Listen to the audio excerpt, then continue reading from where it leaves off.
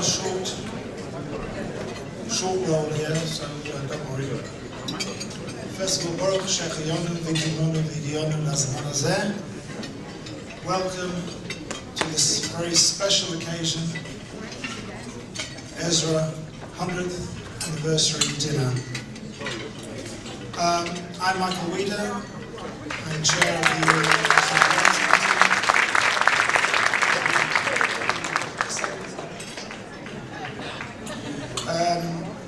we always start our parents' committee meetings with, usually the first thing on the agenda is apologies. Because it's a good British thing to do, to apologise.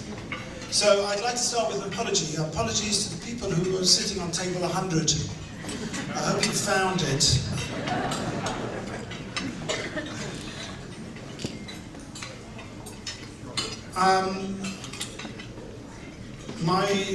My actual job is to read out a special message from the Rav and Rebbetzin of Ezra, of Ilan and Ruthie Halberstadt.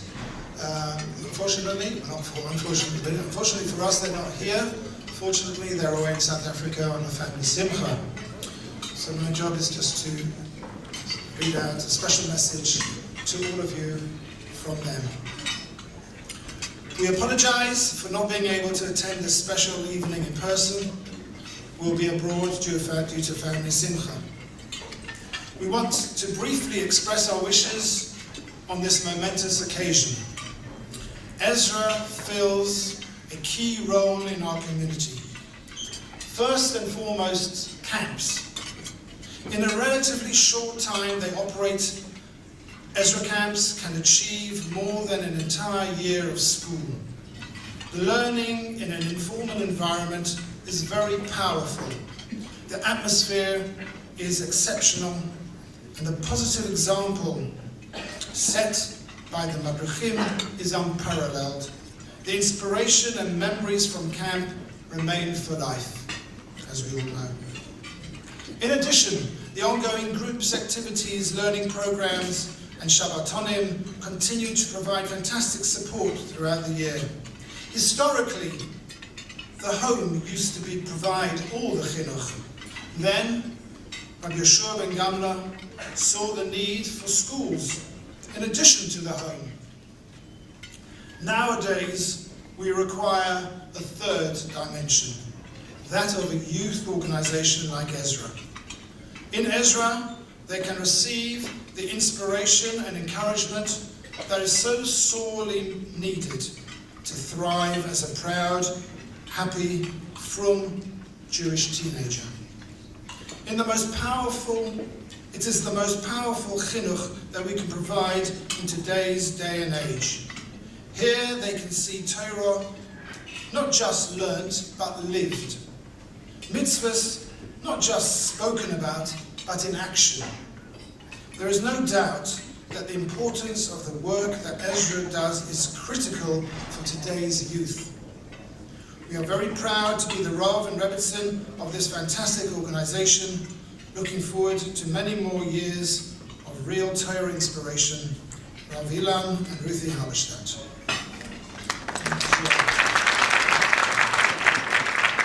It's now my pleasant duty to hand over to the MC of this evening, Sam Goldberg, one of our most inspirational team and the most inspirational family. Sam.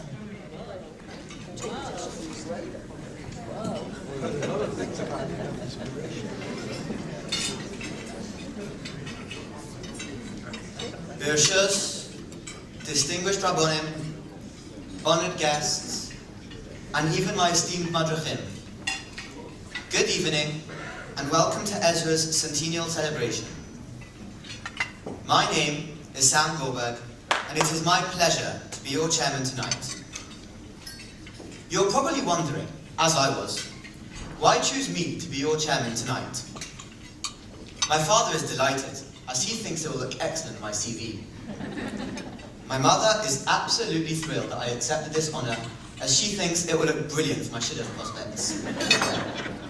As for me, well, I wanted to acknowledge my unbroken record of attending every Ezra camp since year 3, when I was just 8 years old. You know, it makes me wonder, why didn't my parents want to take me on holiday? Throughout these years, and on all the camps, I've been on the receiving end of countless hours of hadracha from so many wonderful madrechim, each of whom have contributed to shaping my future and the future of so many other young people through the years. These madrechim have become both role models and close friends, providing guidance that is different to my rabbeim and teachers. How so? Well, I can't expect my teachers to be there for me 24/7, and my parents, well, they don't even want to take me on holiday. I never knew or really understood the phrase, "You're always there for me," but now I really do. These madrechim are available 24/7 to advise and guide socially and academically. They are there to help with whatever matter at whatever time. In addition, these madrechim don't come in a vacuum. The hours that they in turn received from the Hanhola is evident in the fact that we are sitting here celebrating 100 years of Ezra's contribution to Anglo Jewry. Words to thank the Hanhola seem so inadequate when one acknowledges their massive achievements. In Winston Churchill's famous words, "Never was so much owed by so many to so few." A special thanks to admin, who was always sending me emails. No one knows who you are or where you live, but you're doing a great job.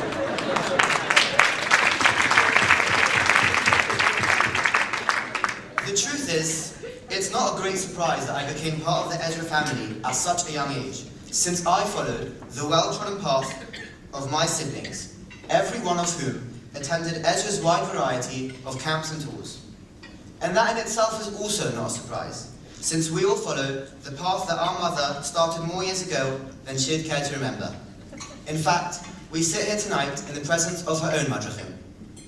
And now, my nephews and nieces have also started to attend Ezra, thoroughly enjoying all that Ezra has to offer. So I sit here representing 3 generations of Ezra and the wonderful influence it has had on our family. So the answer to why I'm here tonight. How could I say no to people I owe so much to? Ezra asked me to, and this is my chance to pay it forward. Ezra taught me so much over the years, and now it's my turn to give back and keep the cycle going. So far, I've had an incredible start to the year, being a madrich for my year 10s, and I look forward to building a kesher with many more chanachim in the near future. Tonight, we celebrate 100 years of Ezra, and thank the Rebbeinu Shalom, who has given us the amazing zechus of thriving and growing to what we have become today. Unfortunately, and perhaps not surprisingly, none of the founders of Ezra in 1919 could be here this evening, but we are privileged to have with us some of the main players from Ezra's early days in London, and we salute them and their contemporaries for their continued support over the years. Ladies and gentlemen, for now, that's all I have to say, but you'll be hearing from me a little later. So sit back, relax, and enjoy your evening.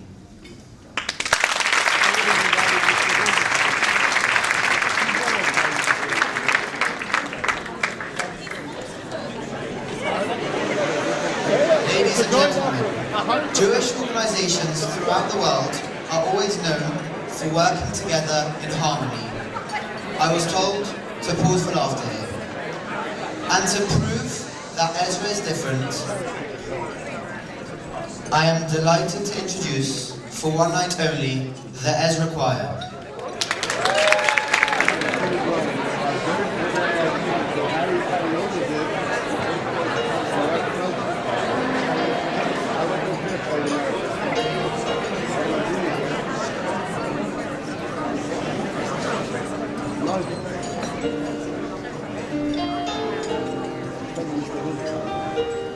We children all know that our parents send us off every day with this prayer on their lips and in their hearts. We know they daven so that we learn how to be Yirei Shamayim. They daven that we find our own love for Hashem in our hearts, and that we somehow understand how to carry that with us every day of our lives. We know that We don't always show it, but we know it. And it's not always easy, but trust me, Ezra helps.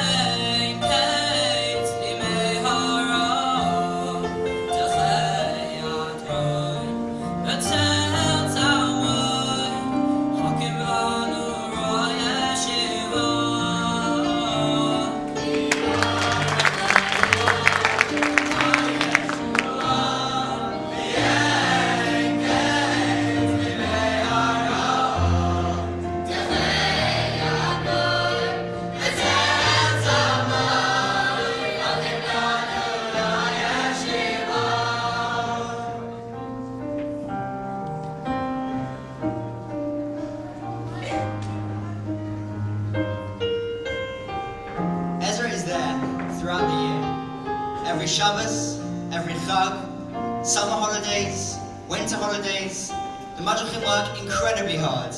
I know this as I am one now. I never really realized it before. But they work extremely hard to be there for the Chanachim and to help them find their connection to Hashem and to Yiddishkeit. The Madrichim do it because someone did it for them and they know how much it helps. And it really does.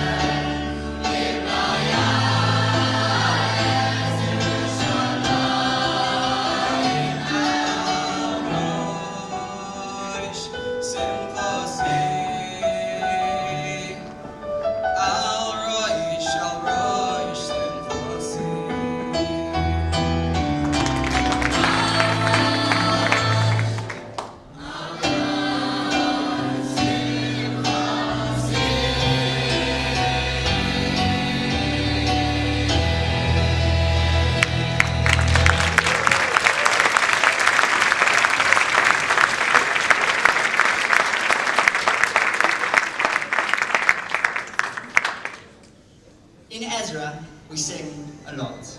We know that song, especially when experienced as a unit, forges a bond, a connection that transcends our individual experiences and creates something really rather special.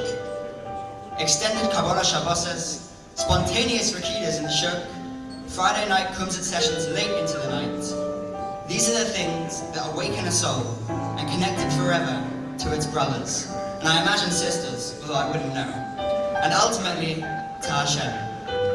I would like to invite all the men to join in singing with us this last song, a song of hope, achdus, and lots of twinkling stars.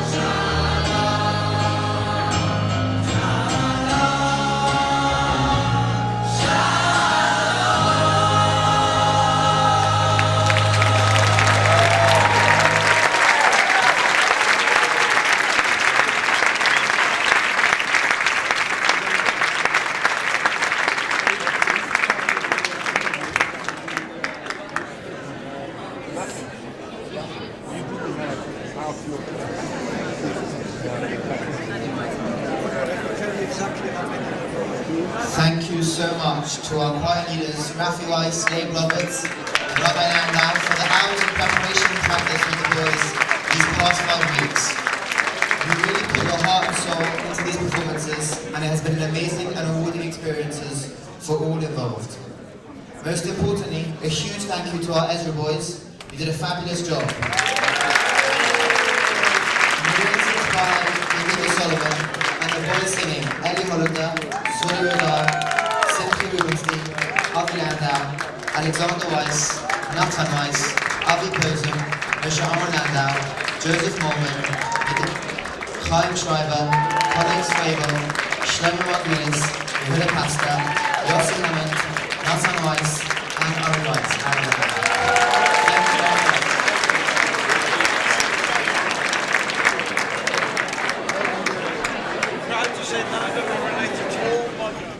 My job tonight is quite simple. I'm just introducing, and I think anyone who's been involved in Ezra in any way as a parent or in any other way at all will recognise that Ezra has grown in a vast way over the last 10 years or so. And whilst that is due to many different people, one of the couples that a lot of that can be attributed to is Rabbi Shmuel and Esti Kimchi.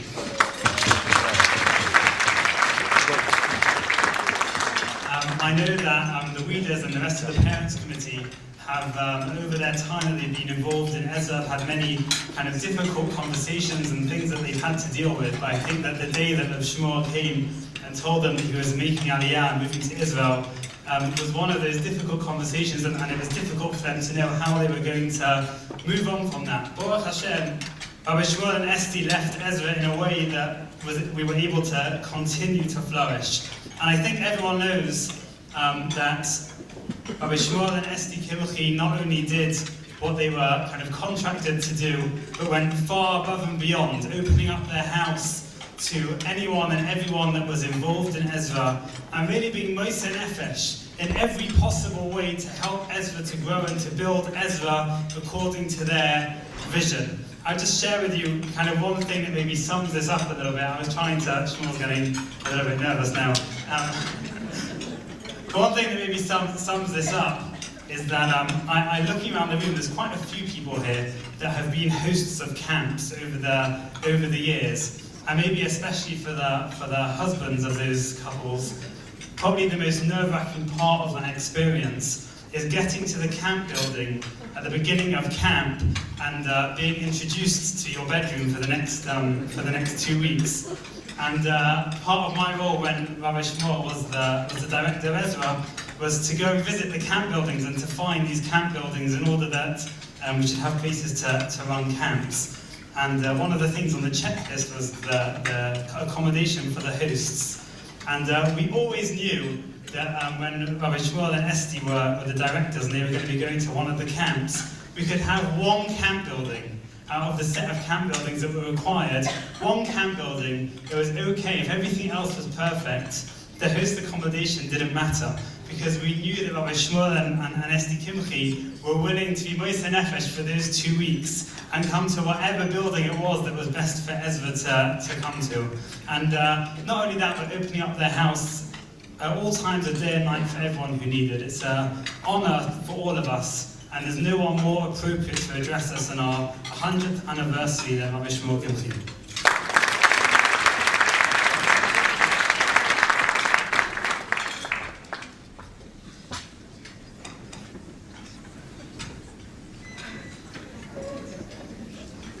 Thank you so much, Benji. Maybe the facts are a little inaccurate, but thank you so much. Thank you for making sure that we got your accommodation and you got ours. The truth is, I stand here and I'm completely speechless. The advantage of flying somebody in is that they have the plane ride to write the speech. And I did. I wrote a great speech, but as I walked in and I saw the pictures on the wall, and I see the kehillah here, and it really is a kehillah. And I get the sense that everyone who I would have so wanted to have met at an Ezra dinner is here. I'm actually speechless. I feel a little bit kotomti mikol hachasadim mikol ha'emes. I know that it's next week's parsha, not this week's parsha, but that's really what I feel. I also feel that really, for anyone who was following our time in Ezra, would know that it's Esti who should be standing up here, and not me. I'm a shliach. I'm a shliach of Esti. She really was the engine of all of the events, all of the hundreds of events that happened while we were in Ezra.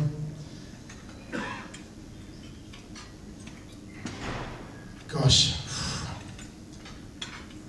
I was told very strictly that I'm not allowed to mention any names or thank anybody at all. So I'm not going to thank anyone, but I do have to say that a special yashikoyach goes to the parent committee, and you can read the names in the beautiful booklet. And for anyone and everyone who sees like I do, and we'll speak about this in a minute, the most incredible need and hatzalas nefashos pshuto k'mashmo that Ezra is, who are moser, leiv v'nefesh, to keep Ezra going, to ensure that we have a place for our children to go, we have a place for our children to grow. V'kol misha oskim b'tzarchei tzibur be'emunah HaKadosh Baruch Hu should only give bracha to you, and you know who you are, both in the past and the present. HaKadosh Baruch Hu yishalim escharom, yirpa lechol gufam, yishlach bracha v'atzlacha b'chumas yadeichem. I don't know if any of you know what it really takes to keep Ezra running. And the truth is, in the 3 years that we were involved in Ezra, it was day and night, yom v'layla. The madrichim were really our soldiers, and it's really not the Roshim, but really it's the madrichim who created for themselves. We all think that we're here right now to celebrate 100 years of Ezra, and all the tables it says 100 years of Ezra. But I've got news for everyone here. We're not here to celebrate the last 100 years of Ezra. We're here to plan the next 100 years of Ezra. I've got 3 things to say tonight. 3 things which I feel are equally important. The first is, I want to describe in general youth movements, and in particular, Ma nishtano hadinner hazeh mikol hadinerim. Why is this dinner different to all other dinners? And I'm sure that we all have our mosdos. I'm sure we all have our shuls in the schools that we're committed to. Don't worry, I'm not making an appeal. That's not my job. But Ma nishtano, why is Ezra different? Why is the youth movement different? In what way? What is the feeling? Can we pinpoint the feeling that everyone has who has opted to sacrifice an evening to come here tonight? Secondly, I want to share a phenomenally incisive vision that Rav Shimshon Rafal Hirsch has, based on a question that I saw in his parish on the Torah. And finally, I want to share a story that's going to act as a real challenge to us. A challenge, it's really a challenge to me, but a challenge to all of us. Hello? Great. Broadly speaking, chinuch for our children, we're all parents, some of us are grandparents, we've all seen chinuch from the sidelines, and we've all been involved in chinuch.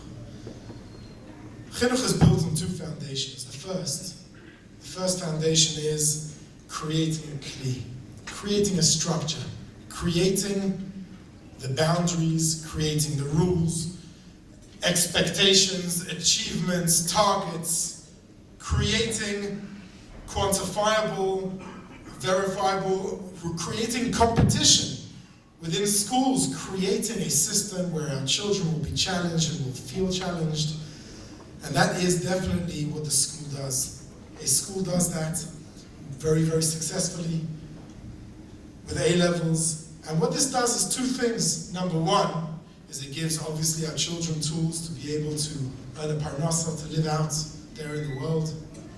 The second thing is though it builds an inner tension for our children to strive, to grow, to want.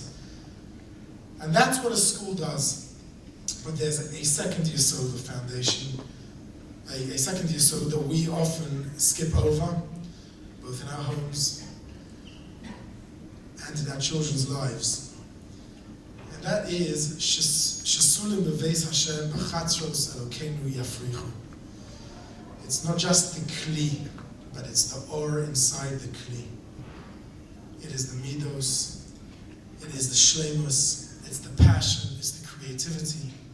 While in school you have assessments, you need to get A-levels. A youth movement is very different. A youth movement says, no one's judging you. You can do and you can be whoever you want. There aren't any minimums, there aren't any maximums. Here, we'll just give it to you, we'll give you what you need to flourish. Shesulim beveis Hashem b'chatzros Elokeinu yafrichu. A safe, organic environment. The first, the school, is imposed from the outside. And the second, the youth movement allows the child to grow from within. You just give the child the opportunity. You just hold them, you give them a compliment. You show them that you love them. And that love translates itself into real, genuine growth. The problem is that it's unquantifiable. It's long term. With a school, there's 7 years of schooling in high school, there's the GCSEs, there's the A-levels. But in the youth movement, it's only now, 5 years, 10 years, 12 years later, that you meet chanichim, and they tell you, you know, you changed my life. I'm not sure how many classrooms change children's lives, but I'm 1,000% sure that there is no madrich in Ezra who hasn't affected many chanichim in a profound and real way. I think Chazal give us two images. The first image, Chazal call it circles and lines, igulim v'yosher. Yosher, a straight line, is a ladder. It starts at the beginning, it moves to the middle, and it ends at the end. And it's quantifiable. It's something which you're able to measure. How high are you on the ladder? There's another format, and that is circles. It is a sense of feeling part of something bigger, being able to sense that I am just a point on a circle, being given the right to have a different perspective to the guy on the other side of the circle. How many of us at our Shabbos tables really give our children the opportunity to self-express? The goal of a youth movement, the goal of Ezra, the goal of the interaction with role models who are effective, role models who care. You said it much better than I can say it. Who care, who are there day and night for their chanichim, who are in our house till 1 o'clock in the morning, 2 o'clock in the morning, pizza parties. Just be. No one is judging. No one is judging you. You don't have to. You can if you want to. That is missing. And that is shesulim beveis Hashem b'chatzros Elokeinu yafrichu. If we're able to be mashtil them in the garden of HaKadosh Baruch Hu, then they will organically grow with their own instrument. That, for me, is why we felt so strongly that we had to do something. We had to do a Baruch Hashem in Eretz Yisrael as well. But we have to. We have outdoors missing. We have everything. We have everything imaginable. Every child. It's almost, I could speak on this for hours. Every child has got so much pressure. There's so much pressure around. There's so many things that you have to do, and there's information overload. And where do I put it all? But that's what the relationships that a youth movement does. Also, HaKadosh Baruch Hu l'asas mochel l'tzadikim. HaKadosh Baruch Hu is going to make a circle for tzadikim v'hu yoshek beineihem, and everyone's going to have a different perspective and point, and say Zeh Hashem kivinu lo. That's what the Gemara says. We're heading towards a circle, but we take ourselves, our own achievements, and enter that circle. And I saw beautifully in the Sfas Emes, what are the Hoshanas? We take our lulav, which represents the line, represents the ladder, Eleh b'samar. I will go up, I will climb the tamar, and you take it and you do a Hoshana with it. You take it and you bring it into the circle. And that's our avoda. Our avoda is to be able to give each child the freedom to be. And that is the first thing I wanted to share. I wanted to share, I'm skipping a lot. I was told to keep it short. I'm going to try to keep it short. I saw an amazing question that when we hear this question, each one of us is going to kick ourselves that we didn't ask this question. But for me, it's a guiding light when I try to relate and understand the children that HaKadosh Baruch Hu has blessed Hador with. Rav Shimshon Raphael Hirsch asks the question. Just before HaKadosh Baruch Hu brings the Mabul to the world, HaKadosh Baruch Hu says, you know what I'm going to do? Vayar Hashem ki roba ra'as ha'adam ba'aretz v'chol yetzer machshavos libo rak ra kol hayom. Mankind is evil. I have to destroy the world. And then there's Noah. And we know the story of the Mabul. And straight after the Mabul, HaKadosh Baruch Hu says, you know what? I can never again destroy the world. You know why? Lo osif l'kawal es ha'adam abavur ha'adam. Ki yetzer lev ha'adam ramin urav. HaKadosh Baruch Hu just said, I'm going to destroy the world. Why? Because Yetzer machshavos libo rak kol hayom. And then Hashem says, I'm not going to destroy the world. Why? Ki Yetzer lev ha'adam ramin urav. Says Rav Shimshon Raphael Hirsch. Most amazing insight. What is the extra word? The extra word is min ne'urav. What does ne'urav mean? What is a tnuat no'ar? What is a na'ar? A na'ar, from the word lena'er, wants to shake off, wants to create and forge his own identity. He's not doing or saying anything. Not doing or saying anything to rebel against his parents. He just needs to have his own life. And Hashem says, you know what? I'm moving back to my Kisei Rachamim. You know why? Because Yetzer Lev Ha'odom Rami Ne'urav, he's not doing it out of merit. That's Nimrod. That's going to come later.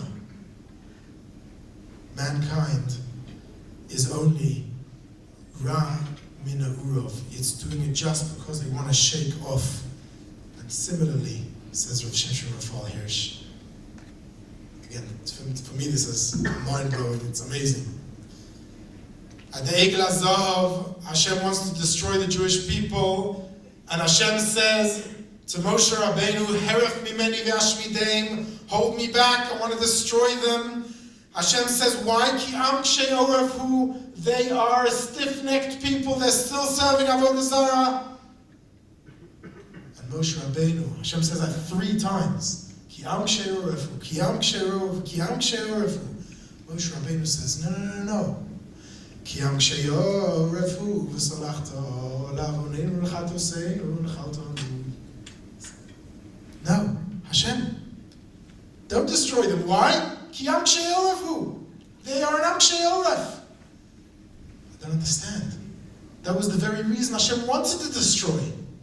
Why is am kshei oref a defense? It's an accusation. They're an am kshei oref. Says Rav Hirsch, and he's repeated by the Pezetzner Rebbe in the Eish Kodesh, in the Warsaw Ghetto, when they know it's the end. And he says, no. Moshe Rabbeinu says to Hashem, Ki am kshei oref. They are stiff-necked people, meaning they stick to their guns. You're right, they are serving Avodah Zarah, but once you've got them, you've got them. You've got them for 3,000 years. Once you've got them, they'll go through anything. You've got them. And that's Mina Urov. Says Rav Hirsch, that's Mina Urov. That is what is meant. HaKadosh Baruch Hu says, Lo osif lekala. I'm not going to curse. I'm not going to bring another mabul, because I understand that once you've got them, and we're just going to find for our youth the spark for them. And Ezra has the answers. For our kehillah, Ezra is the answer. For everyone sitting in this room, Ezra is the vehicle by which we're going to find the keys to the hearts of each one of our next door.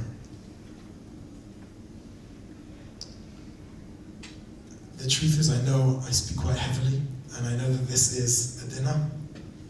I want to share a story though. It's a story which every time I tell or think of the story, my heart goes out. Yotza nafshi b'damro. The story goes like this. In the year 2008, there was a downturn in the economy. We all know the Lehman Brothers. Everyone was hit. Everyone was hit in the 2000. And who were hit most? Well, everyone was hit. But the mostos, especially in New York, especially in America, where it's only private tuition, it's not state aided at all, were hit very badly. You see, many students, many of the Talmidim of the different Talmudei Torah, of the different schools, the different day schools in America, some of them could pay, some of them couldn't pay, but the shortfall was always paid by a number of Gevirim. And in 2008, many Menalim got a phone call saying, I know we promised, but this year we can't deliver. We're so sorry. And Rebbe Goldberg, of one of the Talmudei Torah, one of the schools, the day schools, the article in which I read it didn't name, Rebbe Goldberg got 5 envelopes on his desk with a cover letter from the principal saying, these are 5 envelopes to be given to these 5 students, to these 5 Talmidim. And these 5 Talmidim have to go home, give this letter to their parents, and not come back to school until they have sorted out their tuition. We're not saying they have to all pay full dollar, but they have to sort it out. To us, it sounds very harsh. I don't know if I understand it, but Ma'aseh Shehaya Kachaya, Rabbi Goldberg has to hand it out, and he gives it out to 5 different Talmidim, but his heart goes out to one particular Talmid. One Talmid, little Yoni, little Yonatan, who's 9 years old, Kita Gimel, 3rd grade, 9-year-old boy. He's getting a letter. His father passed away a year and a half ago. And his mother, understandably, is not able to keep up with tuition. He gives the envelopes to all 5 boys, and an inner tear falls as he sees this lovely boy, Yoni, leave the classroom. Everyone continues their day. They go out to recess, they go out to break. After break, lunch break, they all come back, and Out of the 5 boys, 4 of them have not come back. Only one has. Yoni is back online. Everyone goes to sit down. And Yoni also files in. The Rebbe motions Yoni. Yoni, come over. Yoni, didn't I tell you to give the letter to your parents? Why are you here? So Yoni fumbles in the bag and takes out his letter and then gives it back. The Rebbe says, no, I don't want the letter. I want you to give it to your parents. And Rav, as he's handing it back to the boy, something falls out. And he picks off his desk an engagement ring of an almana. And on it is written, Tovli Toras Picha, Me Alfei Zahav Chesef. Please take this ring in lieu of this year's tuition for my son. The story ended there. I'm 100% sure that the school did not pawn this ring. But I'm 100% sure that there's a boy who's 18 or 19 years old. He's walking around in one of the yeshivas, either in New York or in Yerushalayim. And he knows what his mother was willing to do. He understands what Mesiras Nefesh is. Rabosai, my time is up. Tonight is a very special night. It's a night where, together, we feel the sense of Kehillah, and I really do. I feel the sense, I think I know almost every single person in this room. We sense, it's something that I miss in Eretz Yisrael, we sense the sense of Kehillah. As a Kehillah together, we are able to touch and find the keys to each one of our children. In Yirtzeh Hashem, we should be zocheh. We should be zocheh to recognize the uniqueness of each individual in that circle, to be able to support the organizations that will be able to do that. And HaKadosh Baruch Hu should give us, every single person sitting in this room, only nachas and bracha from seeing our children grow. Shesunu b'veis Hashem, b'chatz roz Elokeinu yafrichu. Good evening.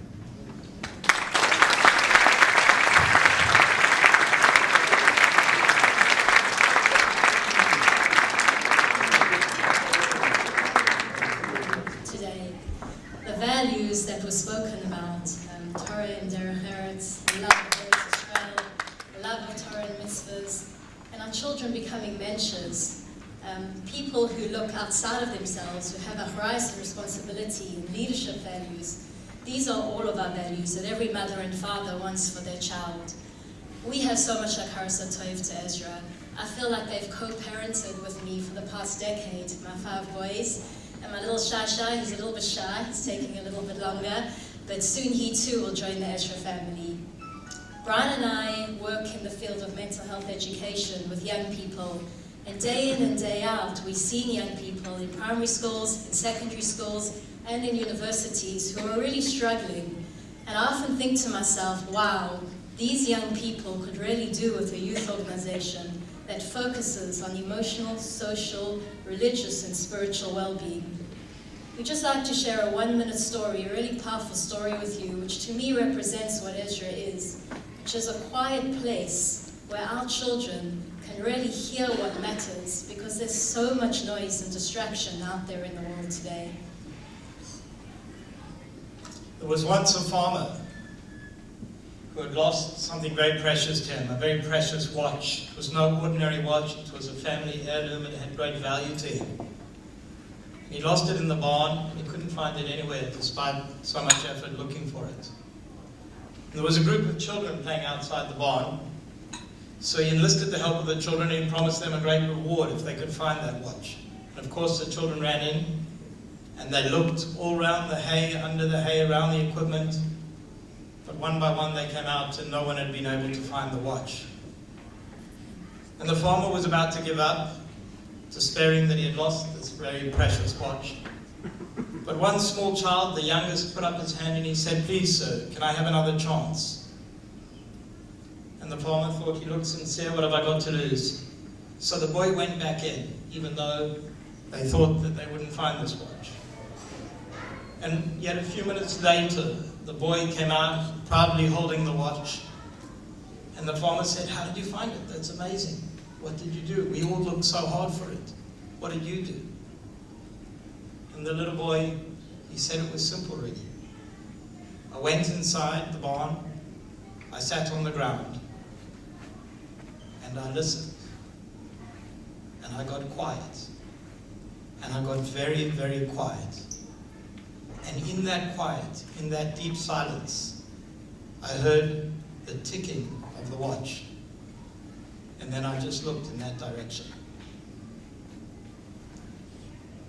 In a world, as Terry mentioned, of so much noise, distraction, confusion, we are so grateful. We are so, so grateful for Ezra.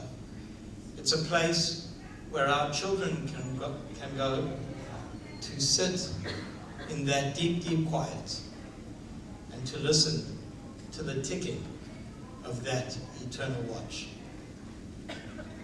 Ladies and gentlemen, Mr. Raphael Neuberger, trustee of Friends of Ezra.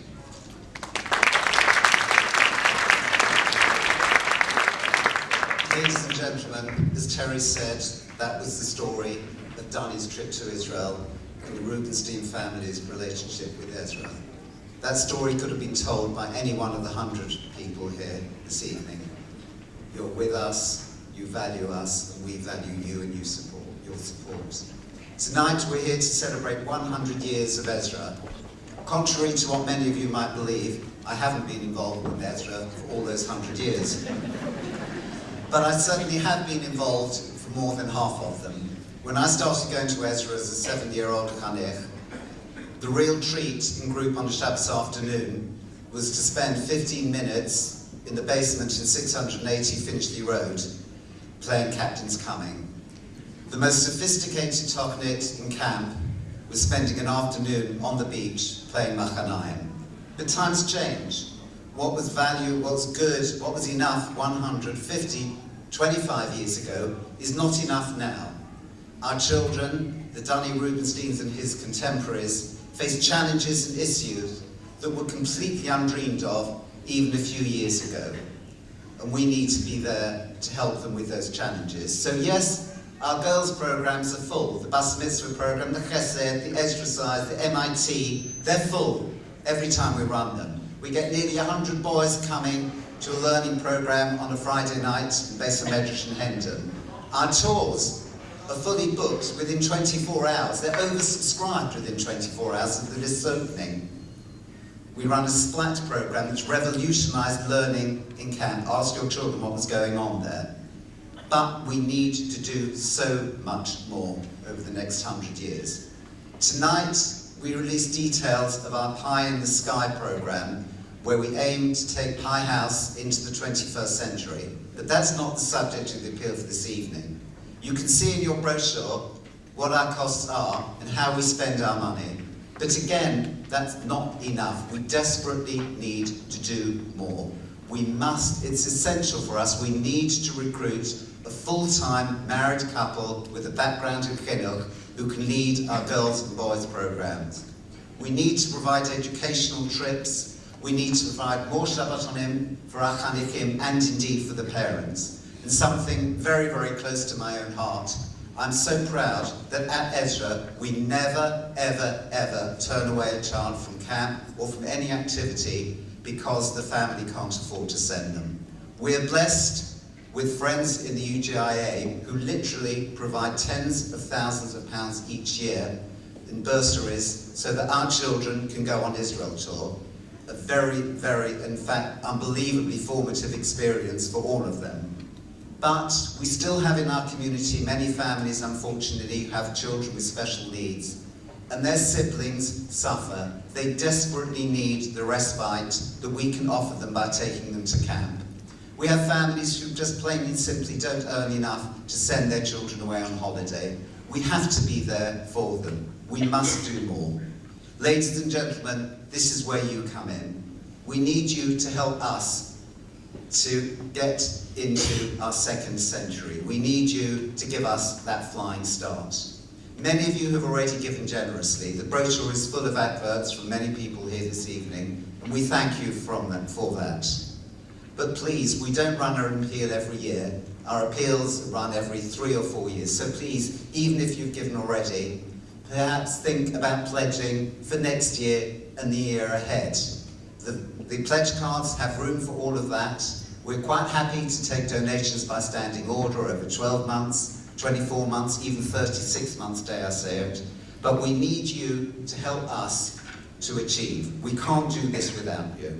So ladies and gentlemen, I appeal to you, please, we're here for you.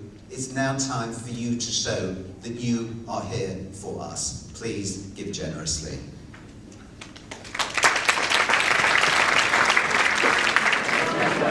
Ladies and gentlemen, we are very grateful to Rabbi Kimchi for his fascinating speech. When he and his wife were directors of Ezra, they put 110% effort into everything they did, and the effects can still be seen today. On behalf of the Ezra Dini Committee, I am proud to ask Rabbi Kimchi to accept this token of our appreciation for everything they have done and continue to do for Ezra.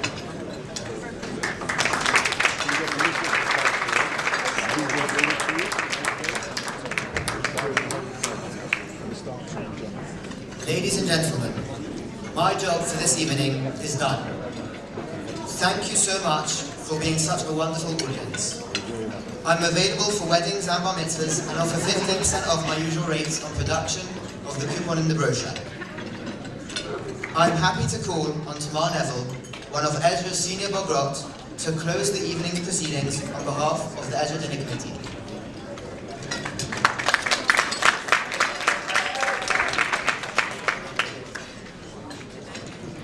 Wow, what an incredible evening it has been to celebrate 100 years of Ezra. On behalf of Ezra UK, we would like to thank you all so much for coming and for your continued generosity and support. Thank you to the dinner sponsors for making this evening possible. Thank you to UJIA for supporting Ezra's work. We would like to thank again Rabbi Shmuel Kimchi. Thank you to the choir, Lee Roberts, Rafi Weiss and Rabbi Landau for a beautiful performance.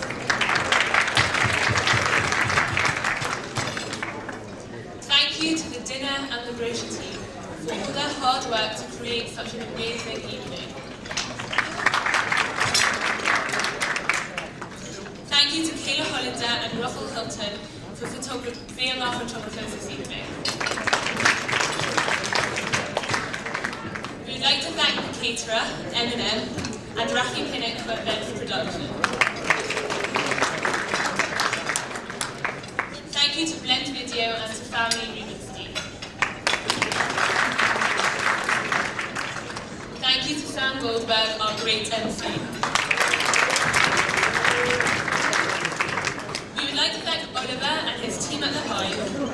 And most importantly, thank you to the inspirational Madrachim and Madrachot, Bogrim and Bogrot, together with Ezra's directors and admin staff, for the tremendous work that they do for the youth of our community.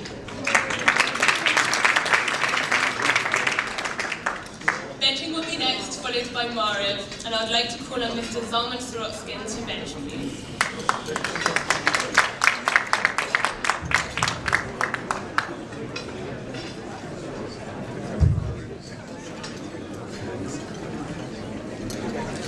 Rabbi Sami, Shema Kenan Mevor, Rabbi Sami, Rabbi Shacham Shalom, Rabbi Shacham Shalom,